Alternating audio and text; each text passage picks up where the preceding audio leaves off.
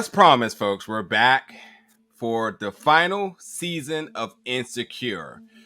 Really quickly before we get started into this review, it's really not going to be a review because we, as you know, from the previous seasons, we do recaps and breakdowns, which we have our whole team.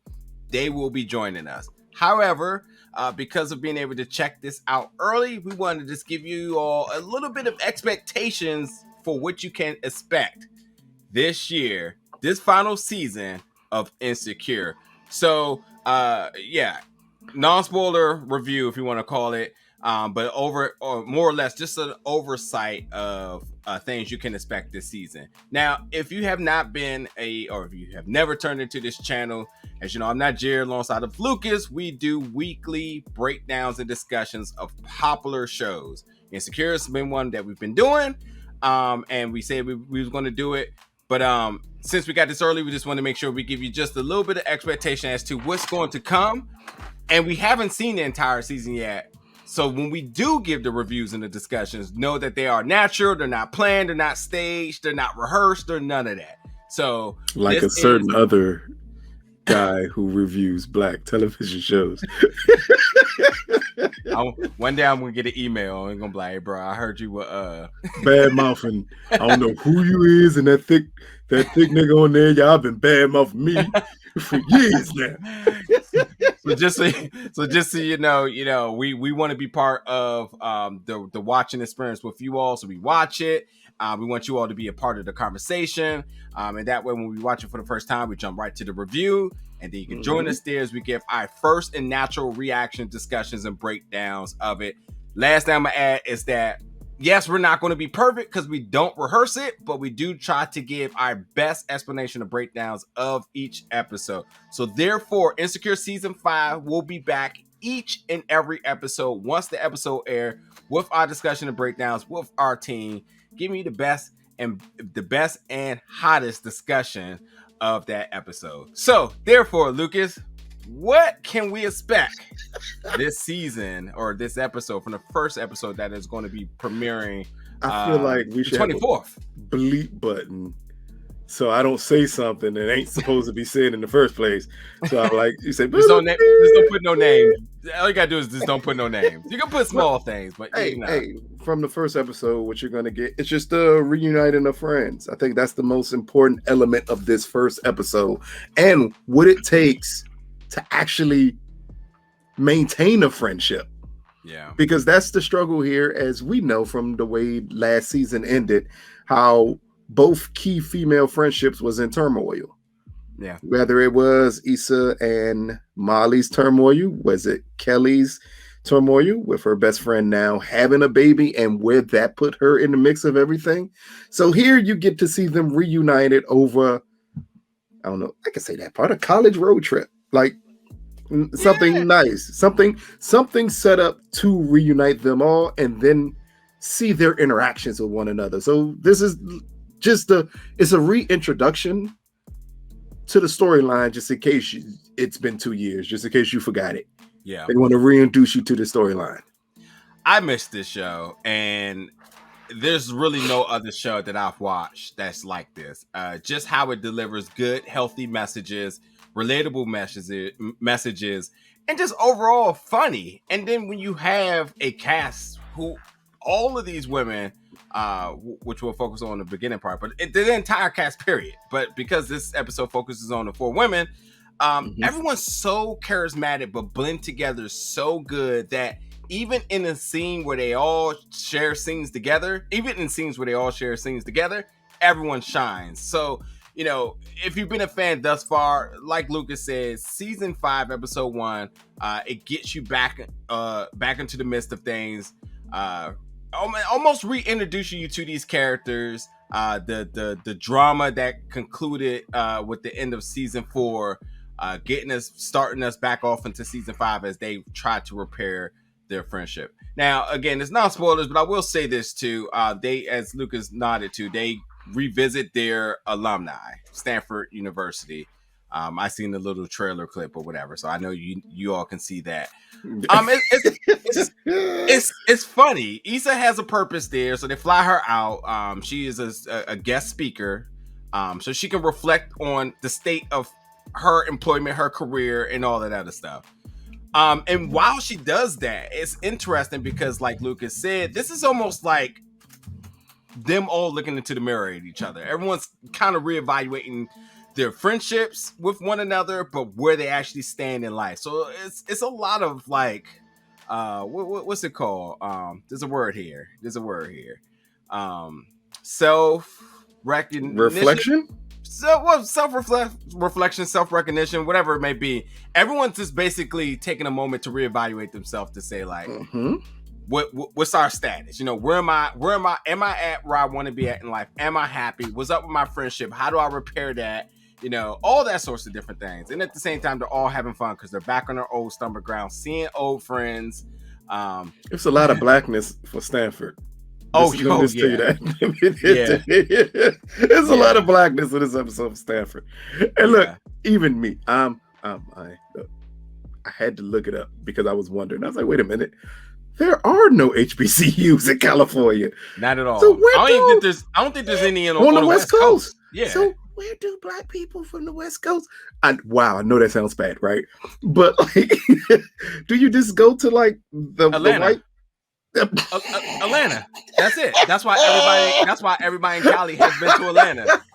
Because you go to Atlanta. Atlanta is the closest thing to LA, except it's rich with black people. So it's like, wow, I'm so glad I'm here. And whether you finish your education or not, whether you make it back to LA, you at some point get out there. Because again, this threw me off because I was like, everybody got on these Stanford shirts. I'm like, but ain't it an HBCU somewhere in California they could all be going to? And they like, nah.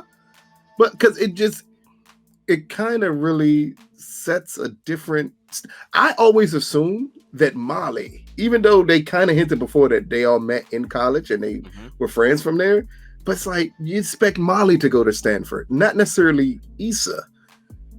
And I don't want that to sound as bad as it sounded in my head as I said it, but it's just the trajectory of both characters. Like, that's a prestigious university.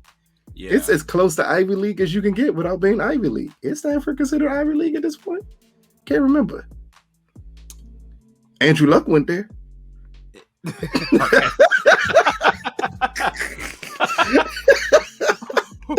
Way to reel that one back in. But yeah, as you said, we see the four ladies. We see Marcus, not Marcus. Is his name Marcus? I'm slipping on people's names now. I was gonna call him El DeBarge. He fits. Is it Marcus though?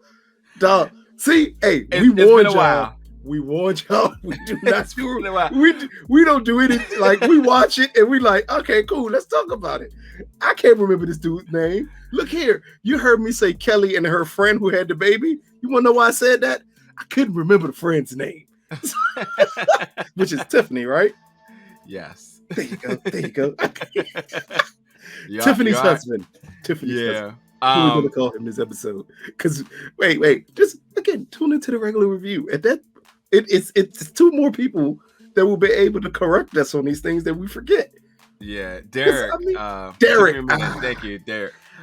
So Derek and Lawrence are the only two males that we see in this episode. It focuses on the four women. They go back to college. As I say, Issa had a purpose to speak at the college to kind of put her success in her career sort of on a platform to be subjected to questions and others inspired to follow that same path.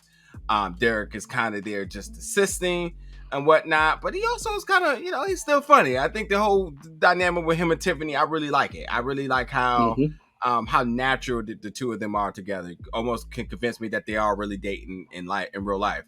But yeah, I think for this episode, it is going to be funny. It is going to be getting you back into the drama. So if you don't remember what happened at the end of season 4, I don't necessarily think you need to go back to see it.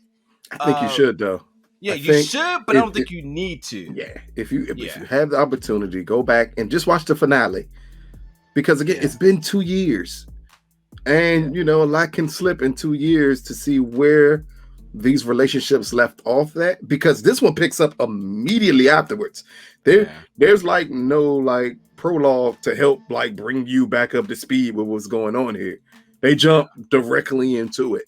So you may need to watch it at the end so you can see, okay, this is where they left off. So this is why some of it feels so weird at the beginning. Yes. And I mean, it's not a spoiler. Issa and Molly, they're still trying to figure things out, and it's the filling out game.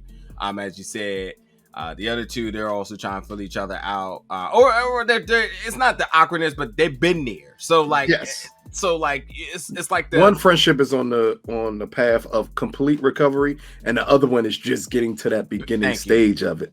That's the best way to put it. Yes. Yeah. And then the new characters that we meet in this episode, they're absolutely funny, ridiculous. There's so many, I'll say, for the culture things that are happening in here. Hey, it's a dance. That's all you need to know. That clearly, if it ain't for the culture, if it ain't in the, I don't know anyone who doesn't know how to do it at this point in life. Like, I'll say this is the last cliffhanger I'll leave, and then we'll wrap up, because we want to get into our discussion and breakdown where we can fully get into things. Y'all may not want to hear this, but somebody dies in this episode.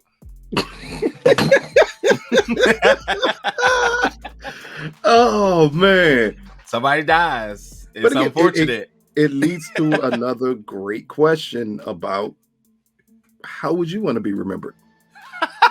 Like,